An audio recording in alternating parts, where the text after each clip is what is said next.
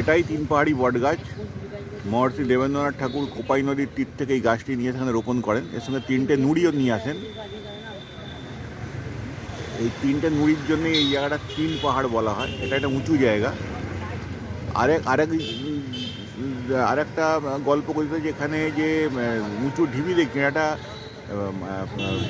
পুকুর খননের সময় এইখানে মাটিগুলো রাখা হয় বলে এটা উঁচু হয়ে ঢিবি রাখার নেয় বলে এটাকে তিন পাহাড় বলে। আমরা আজকে শান্তিনিকেতনে ঘুরছি তিন পাহাড়ে। একটু বলুন। হ্যাঁ দিদা ভাই, এটা আনুমানিক আমরা 200 বছর বয়স বলে, 200 বছর চাইতে অনেক বয়স।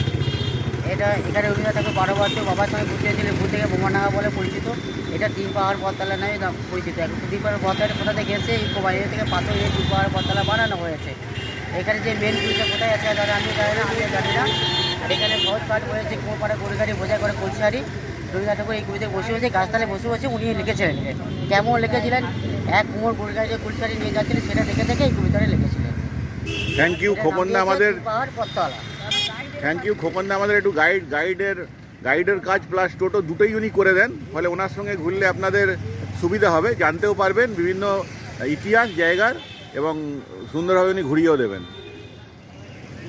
এবার আমরা চলে যাচ্ছি কোপাই নদীর তীরে। কোপাই নদী বলে একটা স্পট আছে, সেইখানে আমরা যাব।